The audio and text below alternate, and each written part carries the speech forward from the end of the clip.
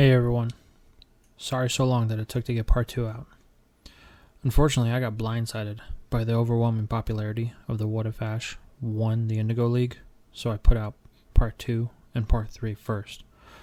But I wanted to make sure that it had a compelling going forward point in this What If Jessy and James took the gym challenge. So I took some time and I did a couple of rewrites to it. I hope that you guys enjoy this part 2. Last time, we left off with Jessy and James, who had just earned their knuckle badges and were ordered to wait on Duford Island by Giovanni to stay until their field team had arrived to take over the secret base. Now, with the fear that they will be forced to end their gym challenge, they wait, discussing their new fate. It has been a week, and Jessy and James are growing impatient. But it hasn't been a total loss, as the two have been passing time with training. All the while, Jessy has been dealing with Arbok and Viper. Every time the two get near each other, they fight, and it has gotten to the point to where the two have to be fed at different times of the day. But one day, while Jessy is dealing with the two fighting on the beach near the secret base, she hears a familiar voice criticizing her on how she handles her two Pokemon, and that she looks pathetic. James approaches and remarks, "Not you two." Jessy turns, and it's Butch and Cassidy. They were sent to take over the base with a small contingent of rocket grunts. Jessy and James are very upset. They were making such great progress, now just to have it ruined by these two. Cassidy asks Jessy where the base is.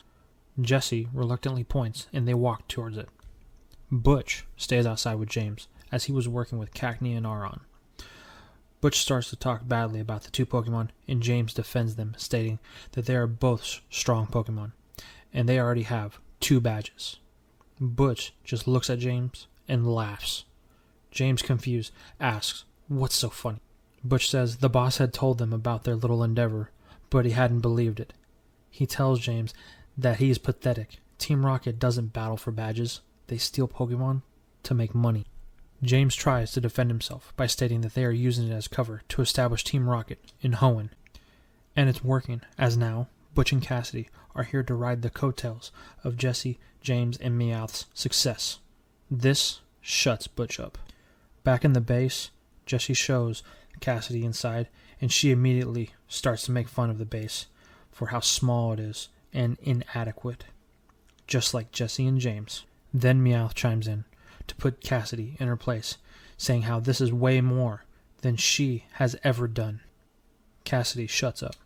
Jessy then asks Cassidy what's the next stage of orders from the boss. Cassidy looks at her, puzzled. Then after a moment, starts to laugh. "You mean to tell me that you thought you would be needed for this? You did great work here, I'll give you that. But the boss doesn't trust you or James to handle this type of responsibility. Your orders are simple. You are to move on and establish another base on the mainland as soon as possible.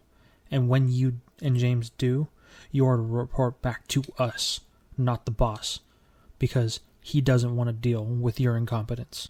You see, secretly, Cassidy is loathing Jessy.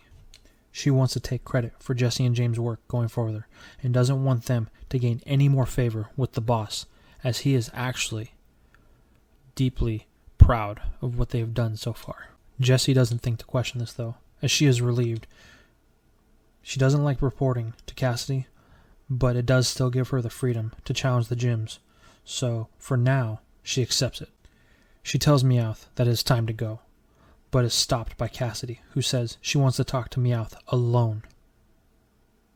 Jessy doesn't like it, but she leaves as Butch walks in. Jessy and James wait on the beach. Moments later, Meowth appears. Jessy asks what that was about. Meowth blows it off, just saying that she wanted to know about the computer systems and where everything was located. She needed the passwords in the code books, after all. James doesn't buy this explanation, but keeps his worries to himself. Then asks what the next step is. Jessy replies, "Our next gym badge, of course," and the trio set off from Duford Island. The next stop is Slateport City. In this universe, they are behind Ash and friends, who have already been there. But Jessy and James do get caught up with the few members of Team Aqua that were left around. They manage to clear them out, and they report back to Butch and Cassidy that Team Aqua has been active in Slateport City. The two tell them that they need to establish a secret base nearby so that they can send more troops in to monitor the situation. So after spending about a week locating and setting up a new secret base, using Aron to dig through, they manage to set something up underground, and they call to inform Butch and Cassidy that the base is ready, and they give them the location. But this time, they don't wait around, as they choose to move on to Mauville City as quickly as possible. Once they arrive, they head to the gym. This time, James opts to go first. Once they meet up with Watson, James challenges him, and Watson agrees. Watson chooses to send in Voltorb to start, and James chooses to head up with Weezing. The two Pokemon have it out. They exchange sludge attacks with shockwaves, but Weezing manages to take it out. Then, Watson sends in Magneton. James chooses to keep in Weezing, but quickly it turns out that the poison type won't work, and Weezing loses to a Zap Cannon. But James isn't phased. He sends in Breloom. Breloom makes quick work of the Magneton with a Mach Punch.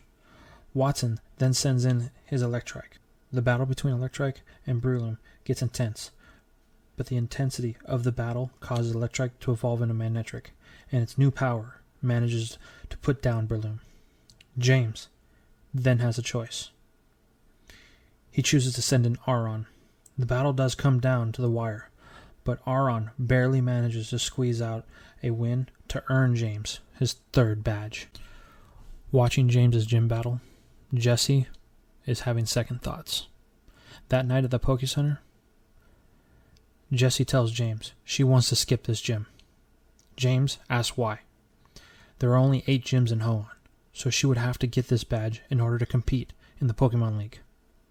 Jessy says she knows this, but the problem is she saw the battle today. Weezing could not beat Magneton, and Watson has a Magnemite.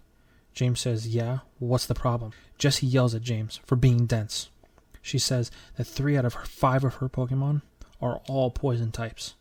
She doesn't feel confident in battling this gym yet, but she will come back to it. So, they should just head on to the next gym.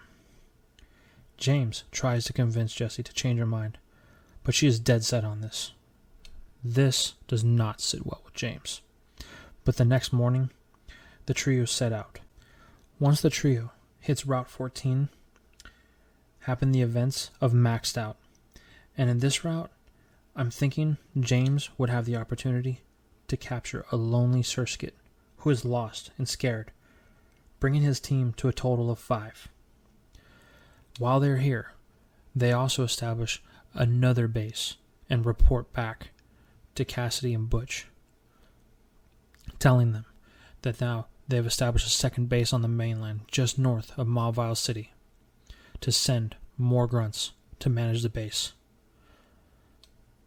They do not wait around at this one either. They just leave a location beacon and they head off to their next gym. Before they get to the gym, they're going to hint the events of game winning exist.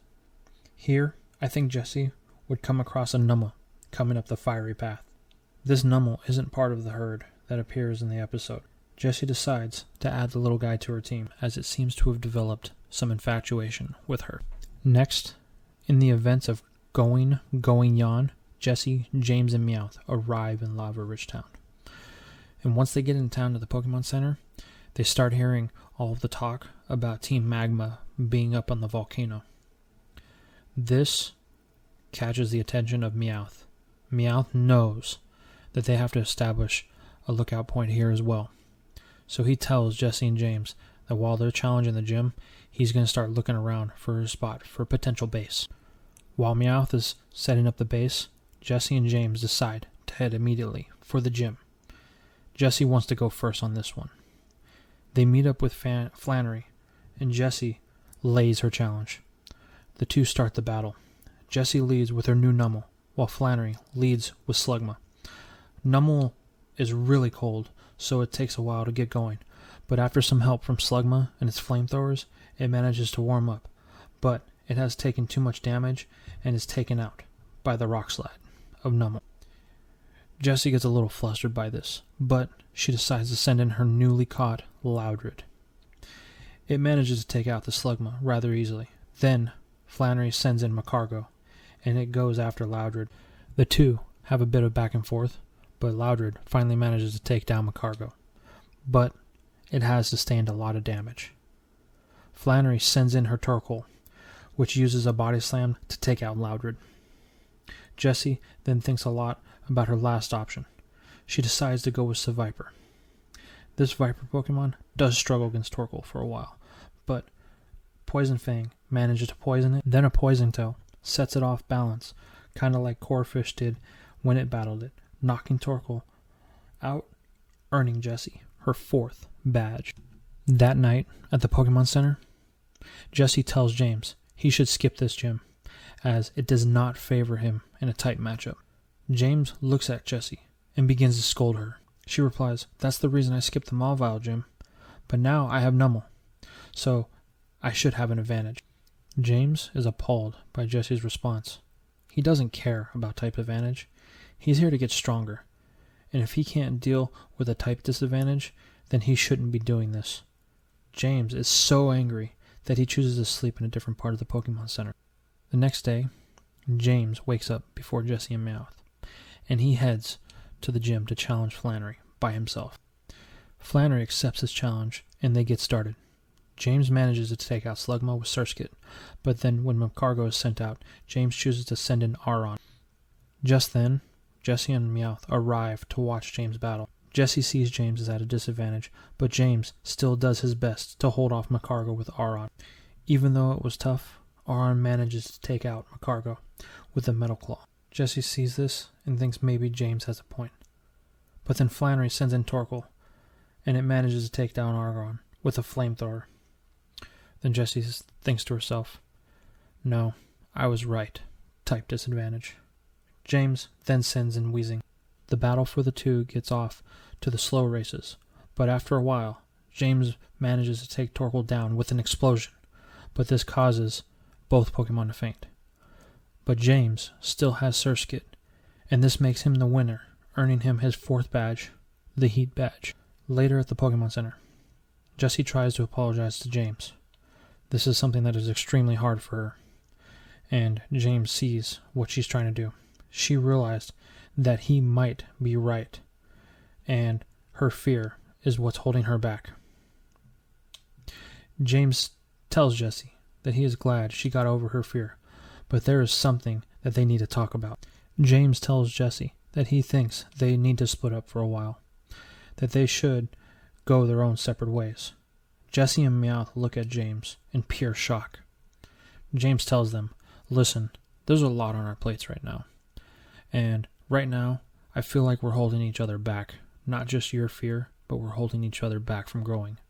We're relying on each other too much." James makes a compelling point. "Meowth, you're still working on the base here in Lava Ridge Town," said, "and that is not yet completed." Said, "Jessy, you have to head back to Mawile City to earn the Mawile Gym Badge." Said, "And I still have to head back to Petalburg City to battle Norman." James says, "Right now, our paths head in 3 different directions, and the only way that we can make sure that all 3 of them are completed is if we choose to go the 3 different directions." What do you guys think about this episode? How do you feel about Butch and Cassidy being entered into the mix? What do you feel about the new additions to Jessy and James's teams? And most of all, what do you think about James's decision to want to split up? Let me know in the comments down below.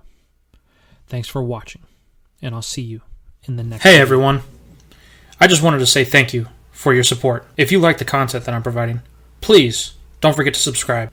And also, don't forget to leave a like, as it really helps out with the YouTube algorithm and helps my content get to a bigger audience to help the channel grow. I will see you in the next video.